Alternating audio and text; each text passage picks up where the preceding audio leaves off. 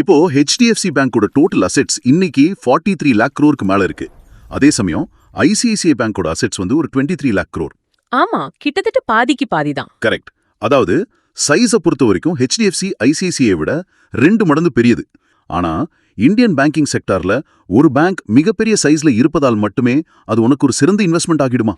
அதுதான் நிறைய பேர் பண்ற தப்பு. Exactly. Welcome to the deep dive.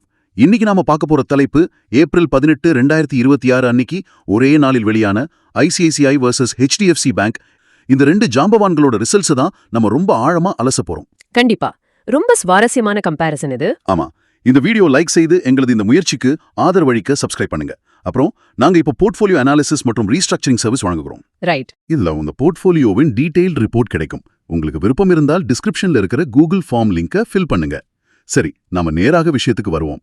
இன்னைக்கு நாம ப்ராஃபிட்டபிலிட்டி, அசெட் குவாலிட்டி, growth மற்றும் டிவிடெண்ட் ஆகிய 4 விஷயங்களை வச்சு ஒரு முடிவுக்கு வரப்போறோம். நல்ல அப்ரோச். நீங்க ஆரம்பத்துல கேட்டீங்கல்ல, சைஸ் மட்டுமே ஒரு ஸ்டாக்க பெஸ்ட் இன்வெஸ்ட்மெண்ட் ஆக்கிடாது அப்படிங்கிற பாயிண்ட் ரொம்ப முக்கியமானது. ஆமா, எல்லாரும் டோட்டல் அசெட்ஸை வச்சு மட்டுமே ஒரு பேங்கோட வலிமையை முடிவு பண்றாங்க. எக்ஸாக்ட்லி. ஆனா நாம இந்த முழு வருஷத்துக்கான ரிசல்ட்ஸை கொஞ்சம் டீப்பா பார்க்கும்போது உள்ள நடக்கிற டைனாமிக்ஸ் முற்றிலும் வேற மாதிரி இருக்கு. லாபம் அப்படிங்கிற விஷயத்துல இருந்து ஆரம்பிக்கலாம். ஓகே, நம்பர் சொல்லுங்க. இந்த FY 2026 முழு வருஷத்துக்கும் ஐசிஐசிஐ பேங்கோட ப்ராஃபிட் ஆஃப்டர் டாக்ஸ் வந்து 50,147 crore. இது போன வருஷத்தை விட 6.2% growth. ஓகே, அப்போ ஹெச்டிஎஃப்சி நம்பர்ஸ் எப்படி இருக்கு? HDFC பேங்கோட ப்ராஃபிட் வந்து 74,671 crore. அவங்களோட growth rate 10.9%. சோ வெளிப்படையா பார்க்கும்போது HDFC தான் அதிக லாபம் சம்பாதிச்சிருக்காங்க, வேகமாவும் வளர்ந்திருக்காங்க. ஓஹோ, நான் இது ஒரு பிசினஸ் ஆங்கிள் பார்க்கறேன். ஒரு பிரியாணி கடை உதாரணத்தை வச்சுக்குவோம். சொல்லுங்க. ஹெச்டிஎஃப்சி அப்படிங்கிறது ஒரு மிகப்பெரிய பிரியாணி கடை. தினமும் 1000 பிளேட் பிரியாணி விற்கிறாங்க. ஆனா ஒரு பிளேட்டுக்கு 10 ரூபாய் தான் லாபம் கிடைக்குது. ஐசிஐசிஐ அப்படிங்கிறது கொஞ்சம் சின்ன கடை. தினமும் 500 பிளேட் தான் விற்கிறாங்க. ஆனா ஒரு பிளேட்டுக்கு 25 ரூபாய் லாபம் சம்பாதிக்கிறாங்க. லாபத்தின் அளவை விட அந்த லாபத்தை அவங்க எவ்வளவு எஃபிஷியன்ட்டா உருவாக்குறாங்க என்பது தானே முக்கியம். கண்டிப்பா. ஒரு 43 lakh crore அசெட்ஸ் வச்சுக்கிட்டு அதிக ப்ராஃபிட் காட்டுறது இயல்பான ஒரு விஷயம் தானே. நீங்க சொல்ற அந்த எஃபிஷியன்சியை தான் பேங்கிங் துறையில் ரிட்டர்ன் ஆன் அசெட்ஸ், அதாவது ROAன்னு சொல்லுவோம். ஒரு ரூபாய் எவ்வளவு லாபம் கிடைக்கிறதுன்னு காட்டுற அளவுகோல். ரைட். கரெக்ட். ஐசிஐசிஐ பேங்கோட ROA 2.33%. ஆனா HDFC பேங்கோட ROA 1.94% தான். சோ நீங்க சொன்ன மாதிரி ஐசிஐசிஐ தங்களோட அசெட்ஸை ரொம்ப எஃபிஷியன்ட்டா பயன்படுத்தி லாபம் பார்க்கறாங்க. இது ஒரு இன்வெஸ்டருக்கு ரொம்ப முக்கியமான மெட்ரிக். ஏன்னா வெறும் கிராஸ் ப்ராஃபிட்டை மட்டும் பார்த்துட்டு நம்ம ஏமாந்துடக்கூடாது. ஆமா, அதோட சேர்த்து நெட் இன்ட்ரெஸ்ட் மார்ஜின், அதாவது NIM-யும் நம்ம பார்க்கணும். ஒரு பேங்க் கொடுக்கிற லோன்ஸ்ல இருந்து வர்ற வட்டிக்கும் அவங்க வாங்குற டெபாசிட்ஸ்க்கு கொடுக்கிற வட்டிக்கும் இடையே உள்ள வித்தியாசம் தான் NIM. இதுதான் ஒரு பேங்கோட கோர் ப்ராஃபிட்டபிலிட்டி என்ஜின்னு சொல்லலாமா? எக்ஸாக்ட்லி. ஐசிஐசிஐயோட NIM இப்போ 4.32% இருக்கு. இது ரொம்ப ஸ்டேபிளா மெயின்டைன் ஆகுது. ஆனா HDFCயோட NIM 3.53%-ஆ குறைஞ்சிருக்கு. இது பேங்கிங் செக்டார்ல நிறைய பேரை யோசிக்க வச்ச ஒரு விஷயம். ஆமா, ஒரு காலத்துல HDFCயோட மார்ஜின்ஸ் ரொம்ப ஸ்ட்ராங்கா இருக்குமே, இப்போ ஏன் இவ்ளோ குறைஞ்சிருக்கு? இதுக்கு பின்னால இருக்கிற காரணம் என்ன? இதுக்கு பின்னால இருக்கிற முக்கியமான காரணம் அந்த HDFC LTDயோட மர்ஜர் தான். HDFC LTD அப்படிங்கிறது ஒரு ஹவுசிங் ஃபினான்ஸ் கம்பெனி. அவங்க பேங்க் கிடையாது. ஓஹோ. அதனால அவங்களால பேங்க் மாதிரி மக்கள் கிட்ட இருந்து நேரடியாக சேவிங்ஸ் அக்கவுண்ட் மூலமா குறைவான வட்டிக்கு டெபாசிட்ஸ் வாங்க முடியாது.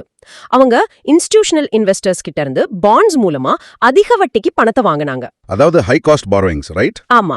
2023ல மர்ஜர் நடந்தப்போ HDFC பேங்க் அந்த மொத்த ஹை காஸ்ட் கடன்களையும் தங்கள் தலைக்கு மேல ஏத்திக்கிட்டாங்க. அதிக வட்டிக்கு வாங்கப்பட்ட கடன்கள் உள்ள வந்ததால அவங்களோட ஃபண்டிங் காஸ்ட் அதிகமாகி ஒட்டுமொத்த NIM குறைய ஆரம்பிச்சுது. ஓகே, அப்போ இது அவங்க பிசினஸ் மாடல்ல வந்த பிரச்சனை கிடையாது, அந்த மர்ஜர்னால வந்த ஒரு தற்காலிகமான சுமை. சரியா சொன்னீங்க. இது நிரந்தரமான பிரச்சனை கிடையாது. இந்த ஹை காஸ்ட் பாரோயிங்ஸ் எல்லாமே அடுத்த சில காலாண்டுகள்ல மெச்சூர் ஆகி முடிஞ்சிரும். அது ஒரு நல்ல விஷயம். அந்த பழைய கடன்கள் எல்லாம் தீர்ந்த பிறகு HDFCயோட NIM தானாகவே ரிகவர் ஆக ஆரம்பிக்கும். இதுதான் HDFCயை பொறுத்த வரைக்கும் ஒரு மிகப்பெரிய ரிகவரி ஸ்டோரி. ஒரு பேங்க் எவ்வளவு எஃபிஷியன்ட்டா லாபம் சம்பாதிச்சாலும் கொடுத்த கடனெல்லாம் திரும்ப வரலன்னா அந்த மார்ஜினுக்கு எந்த அர்த்தமும் கிடையாது. அது 100% உண்மை. அசெட் குவாலிட்டி சரியில்லாத பேங்க் ஒரு லீக் ஆகிற ஃபியூல் டேங்க் இருக்கிற கார் மாதிரி. கார் பார்க்க நல்லா தான் இருக்கும், நாம நிறைய ஃபியூலையும் உள்ள போடுவோம், ஆனா உள்ள இருக்கிற வேல்யூ தினமும் வடிஞ்சுக்கிட்டே இருக்கும். அசெட் குவாலிட்டில இவங்க 2 பேரோட நிலைமை எப்படி இருக்கு? அசெட் குவாலிட்டியை செக் பண்றதுக்கு நாம பார்க்க வேண்டியது NPA டேட்டா, அதாவது நான் பெர்ஃபார்மிங் அசெட்ஸ். சிம்பிளா சொல்லணும்னா வாராக்கடன். முதல்ல கிராஸ் NPA பத்தி பார்ப்போம். சரி, சொல்லுங்க. ஐசிஐசிஐ பேங்கோட கிராஸ் NPA இப்போ 1.40%-ஆ இருக்கு. HDFC பேங்கோட கிராஸ் NPA 1.15%-ஆ இருக்கு. 2 பேங்குமே தங்களோட அசெட் குவாலிட்டியை நல்லா இம்ப்ரூவ் பண்ணிருக்காங்க. ஆமா, நம்பர்ஸ் படி கிராஸ் NPAல HDFC முன்னிலையில இருக்கு. இருந்தாலும் கிராஸ் என்பிஏ அப்படிங்கிறது ஒரு மேலோட்டமான நம்பர் தானே. ஆமா, ப்ரொவிஷன்ஸ் ஒதுக்கின பிறகு வர்ற உண்மையான ரிஸ்க் நெட் என்பிஏ தானே. அதுல என்ன நடக்குது? நெட் என்பிஏல தான் உண்மையான சித்திரம் தெரியும். ஐசிஐசிஐ பேங்கோட நெட் என்பிஏ வெறும் 0.33%. இது பேங்கிங் இண்டஸ்ட்ரியிலேயே மிகச் சிறந்த நம்பர்களில் ஒன்று. வாவ், 0.33%. HDFC எப்படி இருக்கு? HDFC பேங்கோட நெட் என்பிஏ 0.38%. இதுவும் ரொம்ப நல்ல நம்பர் தான். ஆனா ஐசிஐசிஐ இதுல ஒரு படி மேலே இருக்காங்க. கொஞ்சம் இருங்க, இந்த ப்ரொவிஷனிங் பத்தி நாம கிளியரா புரிஞ்சுக்கலாம். ஒரு இன்வெஸ்டரா நீ இதை கேட்கும்போது உனக்கு ஒரு சந்தேகம் வரலாம். ப்ரொவிஷனிங் அப்படின்னா என்ன? ஐசிஐசிஐ பேங்க் தங்களோட லாபத்துல இருந்து பணத்தை எடுத்து ஒரு லாக்கர்ல தனியா வச்சிருக்காங்களா? ஏறக்குறைய அப்படிதான். ஐசிஐசிஐ ஓட ப்ரொவிஷனிங் கவரேஜ் ரேஷியோ 75.8% இருக்கு. அதாவது நாளைக்கு ஒரு ₹100 லோன் வாராக்கடனா மாற வாய்ப்பு இருக்குன்னு தெரிஞ்சாலே அவங்க லாபத்துல இருந்து ₹75.80 தனியா எடுத்து வச்சிடுறாங்க. கரெக்ட். இது பத்தாதுன்னு 13,100 crores கண்டின்ஜென்சி ப்ரொவிஷன் பஃபராக தனியா ஒதுக்கி வைத்துள்ளாங்க. நிஜமாவா? 50,147 crore ப்ராஃபிட்ல 13,100 crores தனியா ஒதுக்கி வைக்கிறது அப்படிங்கிறது ஒரு மிகப்பெரிய விஷயம். ஆமா, அவங்க தங்களோட லாபத்தை அதிகமா காட்டணும்னு நினைக்காம எந்த ஒரு எக்கனாமிக் கிரைசிஸ் வந்தாலும் பேங்க் பாதுகாப்பா இருக்கணும்னு நினைச்சு இந்த பணத்தை லாக் பண்ணி வச்சிருக்காங்க. சூப்பர். ஆனா இதுல எனக்கு ஒரு சந்தேகம் இருக்கு. ரீசெண்டா RBI ஐசிஐசிஐ பேங்க் அக்ரி லோன்ஸ்க்காக எக்ஸ்ட்ராவா 1,283 crore ப்ரொவிஷன் பண்ண சொல்லியிருக்காங்களே, ஒருவேளை உள்ள ஏதோ பெரிய பிரச்சனை இருக்குமோன்னு பயப்பட தோணுது. நீங்க சொல்ற அந்த பயம் நிறைய இன்வெஸ்டர்ஸ்க்கு இருந்துச்சு. ஆனா இது பயப்பட வேண்டிய விஷயமே கிடையாது. இது வெறும் டெக்னிக்கல் கிளாசிஃபிகேஷன் இஷ்யூ தான். ஓ, அப்போ கஸ்டமர் கடனை அடைப்பதில் எந்த பிரச்சனையும் இல்லையா? எந்த பிரச்சனையும் இல்ல. ரூல்ஸ் படி அந்த லோன்ஸை எப்படி கிளாசிஃபை பண்ணணும் அப்படிங்கிற டெக்னிக்காலிட்டியில வந்த பிரச்சனை தான் இது. கடன்கள் திரும்ப வரும்போது இந்த ப்ரொவிஷன் திரும்ப பேங்க் கணக்குக்கே வந்துடும். அப்பாடா, நல்ல விஷயம். அதே போல HDFCலயும் நாம ஒரு விஷயத்தை கவனிக்கணும். அவங்களோட அக்ரி என்பிஐ மட்டும் கழித்து விட்டால் அவங்களோட கிராஸ் என்பிஏ வெறும் 0.91% குறைந்துவிடும். ஓ, அக்ரி லோன்ஸ் பொதுவாவே சீசனலான விஷயங்கள் தானே. ஆமா, மழையோ அல்லது பாலிசி மாற்றங்களோ வரும்போது அதுல கொஞ்சம் ஏற்றிருக்கும் இருக்கும். அதை வச்சு ஒட்டுமொத்த பேங்கோட அசெட் குவாலிட்டியை தப்பா எடை போடக்கூடாது. ரெண்டு பேங்குமே அசெட் குவாலிட்டியில் மிக வலுவாக உள்ளனர். இந்த இடத்துல ஒரு தெளிவு கிடைச்சிருச்சு. ரெண்டு பேங்கோட ஃபவுண்டேஷனும் ரொம்ப ஸ்ட்ராங்கா இருக்கு. கொடுத்த கடனும் பாதுகாப்பா திரும்ப வந்துட்டு இருக்கு. இப்போ அடுத்த கட்டமா பிசினஸ் growth யாருக்கு அதிகமா இருக்கு? லோன் growth பார்த்தோம்னா ஐசிஐசிஐ பேங்கோட டோட்டல் அட்வான்சஸ் 15.8% வளர்ந்துள்ளது. அதிலும் முக்கியமாக அவங்களோட பிசினஸ் மற்றும் ரூரல் பேங்கிங் 24%க்கு மேல வளர்ந்துள்ளது. வாவ், இது வெறும் growth கிடையாது, ஹை குவாலிட்டி டைவர்சிஃபைட் growth. ஆமா. மறுபக்கம் HDFC பேங்கோட கிராஸ் அட்வான்சஸ் 12% வளர்ந்துள்ளது. சோ growth அளவீட்டில் ஐசிஐசிஐ முந்திச் செல்கிறது. லோன் கொடுக்கறது சரி, ஆனா லோன் கொடுக்க பேங்குகளுக்கு ரா மெட்டீரியல் வேணுமே. அந்த ரா மெட்டீரியல் தான் டெபாசிட்ஸ். மக்கள் கிட்ட இருந்து பணத்தை உள்ள கொண்டு வரதுல யார் பெஸ்டா இருக்காங்க? ரா மெட்டீரியலை உள்ள கொண்டு வரதுல HDFC 14.4% வளர்ச்சியோட முன்னிலையில் உள்ளது. ஐசிஐசிஐயோட டெபாசிட் growth 11.4% தான். ஆமா, பணப்பணம் உள்ள இழுக்கிறதுல HDFC தான் மாஸ்டர். ஆமா, ஆனா இதுல கேசா அப்படிங்கிற இன்னொரு முக்கியமான லேயர் இருக்கு. ரைட், கேசா, அதாவது current account and savings account. இதை நாம கொஞ்சம் டீடைலா பார்க்கலாம். கேசா ஏன் ஒரு பேங்க்குக்கு இவ்வளவு முக்கியம்? கரண்ட் அக்கவுண்ட்ல பேங்க் கஸ்டமருக்கு எந்த வட்டியும் கொடுக்க தேவையில்லை. சேவிங்ஸ் அக்கவுண்ட்ல அதிகபட்சம் 3 அல்லது 4% தான் வட்டி கொடுப்பாங்க. ஆனா அதே பணத்தை எடுத்து பேங்க் லோனா கொடுக்கும்போது 10 முதல் 12% வரைக்கும் வட்டி வாங்குவாங்க.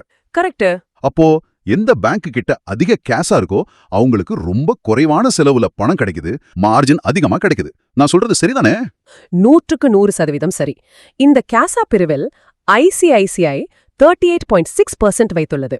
ஆனால் HDFC 34.1% தான் வைத்துள்ளது. இதனால் ஐசிஐசிஐக்கு ஃபண்டிங் காஸ்ட் ரொம்பவே குறைவு. இப்போ அந்த புள்ளி கனெக்ட் ஆகுது. ஐசிஐசிஐயோட எஃபிஷியன்சிக்கு பின்னால இருக்கிற ரகசியம் அவங்களோட கேஷா ரேஷியோ தான். எக்ஸாக்ட்லி. அவங்களுக்கு கிடைக்கிற பணம் குறைந்த வட்டியில கிடைக்கிறதுனால தான் நம்ம முன்னாடியே பேசின அந்த நிம் அவங்களுக்கு அவ்வளோ ஸ்ட்ராங்கா இருக்கு. சரி, பிசிக்கல் நெட்வொர்க் எப்படி இருக்கு? ஏன்னா பிரான்ச்சஸ் இருந்தாதான் மக்கள் கிட்ட இருந்து இந்த டெபாசிட்ஸ் வாங்க முடியும். நெட்வொர்க்கை பொறுத்த வரைக்கும் HDFC ஒரு பிரம்மாண்டமான சைஸ்ல இருக்காங்க. அவங்க கிட்ட 9,689 பிரான்ச்சஸ் இருக்கு. இந்தியாவோட மூல முடுக்கெல்லாம் அவங்க ரீச் ஆயிருக்காங்க. கிட்டத்தட்ட 10,000 தொட போறாங்க. ஐசிஐசிஐ எப்படி வளர்றாங்க? ஐசிஐசியும் சும்மா இல்ல, அவங்க வேகமா வளர்ந்து வராங்க. இந்த வருஷம் மட்டுமே 528 புது பிரான்ச்சஸ் திறந்து மொத்தமா 7,511 பிரான்ச்சஸ் வச்சிருக்காங்க. சூப்பர். இதுல இன்னொரு விஷயமும் இருக்கு. இந்த பேங்க்ஸ் எல்லாம் இப்போ வெறும் லெண்டர்ஸ் மட்டும் கிடையாது. இன்சூரன்ஸ், மியூச்சுவல் ஃபண்ட்ஸ்னு நிறைய சப்சிடியரிஸ் வச்சிருக்கிற ஃபினான்ஷியல் கங்க்ளாமரேட்ஸா மாறிவிட்டன. ஆமா, அது ஒரு பெரிய பிளஸ். ஒருவேளை கோர் பேங்கிங்ல கொஞ்சம் growth குறைஞ்சாலும் இந்த சப்சிடரிஸ் பேங்கோட பெர்ஃபார்மன்ஸ்ல எந்த அளவுக்கு வேல்யூ சேர்க்குது? ரொம்ப பெரிய வேல்யூ சேர்க்குது. 2 பேங்க்ஸுமே தங்களோட சப்சிடரிஸ் மூலமா பயங்கரமான லாபத்தை பாக்குறாங்க. ஐசிஐசிஐ லாம்பார்டோட ப்ராஃபிட் 10.5% வளர்ந்திருக்கு. வாவ், HDFCயோட சப்சிடரிஸ் எப்படி இருக்கு? HDFCயோட HDB ஃபைனான்ஷியல் சர்வீசஸோட ப்ராஃபிட் growth 41.4% இருக்கு. இதெல்லாம் தாய் நிறுவனத்திற்கு ஒரு பெரிய ஸ்ட்ரென்த். மார்க்கெட்ல வெறும் பேங்கா மட்டும் இல்லாம ஒரு முழுமையான ஃபைனான்ஷியல் ஈகோசிஸ்டம் அவங்க தங்களை நிலைநிறுத்திக்கிறாங்க. பிசினஸ் மாடல் ரொம்ப ஸ்ட்ராங்கா இருக்கு. ஆனா இதெல்லாம் ஸ்டாக்ல முதலீடு செய்யற உனக்கு நேரடியாக என்ன லாபத்தை கொடுக்கும்? ஒரு பிசினஸ் எவ்வளவு லாபம் சம்பாதிச்சாலும் இன்வெஸ்டரோட பாக்கெட்டுக்கு என்ன வருது அப்படிங்கறதுல தான் விஷயமே இருக்கு. டிவிடெண்ட் யார் அதிகம் கொடுக்கறா? ஒரு இன்வெஸ்டரா நீங்க டிவிடெண்டை ரொம்ப எதிர்பார்க்கறீங்கன்னா HDFC பேங்க் உங்களுக்கு ஒரு சிறந்த சாய்ஸ். ஓகே, நம்பர்ஸ் எப்படி இருக்கு? ஏன்னா ஐசிஐசிஐ பேங்க் ஒரு ஷேருக்கு ₹12 டிவிடெண்ட் அறிவித்துள்ளது. ஆனா HDFC மொத்தம் ₹15.50 டிவிடெண்ட் அறிவித்துள்ளது.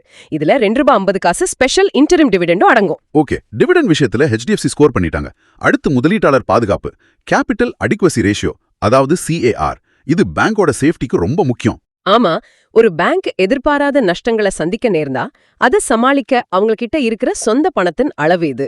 ரெகுலேட்டரி மினிமம், அதாவது RBI சொல்ற குறைந்தபட்ச அளவு 11.7% இருக்கணும். இவங்க 2 பேரும் எவ்வளவு வச்சிருக்காங்க? ஐசிஐசிஐ 17.18% வைத்துள்ளன. HDFC 19.71% வைத்துள்ளன. 2 பேருமே மினிமம் ரிக்வயர்மெண்ட்டை விட ரொம்ப அதிகமா ரொம்ப பாதுகாப்பா வச்சிருக்காங்க. ஒரு நிமிஷம், RBI சொல்ற மினிமம் ரெக்வயர்மெண்ட் 11.7% தான். HDFC 19.71% வச்சிருக்காங்க. பார்த்தா இது ரொம்ப சேஃப்னு தோணும். ஆனா இது ஒரு டபுள் எட்ஜ்ட் ஸ்வார்ட் இல்லையா? இவ்ளோ கேபிட்டல் அவங்க சும்மா ஐட்லா வச்சிருக்கிறதுக்கு பதிலா அதை மார்க்கெட்ல லோனா கொடுத்து லாபம் சம்பாரிச்சிருக்கலாமே. இது அவங்களோட growth பாதிக்காதா? HDFC ரொம்பவே கன்சர்வேட்டிவா ப்ளே பண்றாங்களோ? நீங்க கேக்குறது நியாயமான கேள்விதான். கேபிட்டல ஐடலா வைக்கிறது எஃபிஷியன்சியை குறைக்கும்னு ஒரு வாதம் இருக்கு.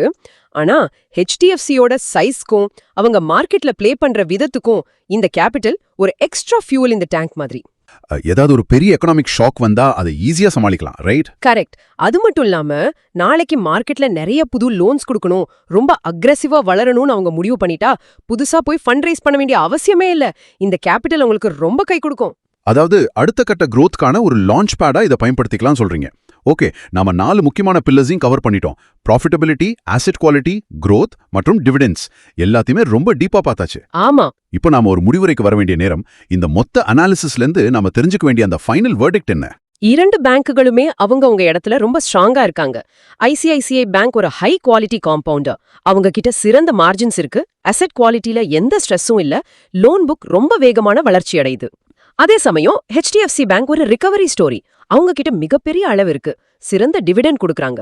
முக்கியமா அந்த ஹை காஸ்ட் பாரோயிங்ஸ் மெல்ல மெல்ல குறையும் போது அவங்களோட NIM ரிகவரிக்கான மிகப்பெரிய வாய்ப்பு காத்திருக்கு. ஷார்ட் டேர்ம் செய்திகளை பார்த்து பேனிக் செல் செய்ய வேண்டிய அவசியம் 2 பேங்குகளிலுமே கிடையாது. நீண்டகால முதலீட்டாளர்களுக்கு 2மே தேவைப்படும் காம்ப்ளிமெண்டரி ஆப்ஷன்கள் தான். ஆமா, இந்த வீடியோ பார்த்ததுக்கு ரொம்ப நன்றி. உங்க தாட்ஸையும் ஷேர் பண்ணுங்க. அப்புறம் ஒரு சின்ன டிஸ்க்ளைமர், இந்த கண்டென்ட் முற்றிலும் எஜுகேஷனல் பர்பஸ்க்காக மட்டுமே. எந்த ஒரு முதலீட்டு முடிவு எடுக்கும் முன்பும் உங்கள் ஃபினான்ஷியல் அட்வைசரை கன்சல்ட் பண்ணுங்க. மீண்டும் ஒரு ஆழமான அலசல்ல சந்திப்போம்.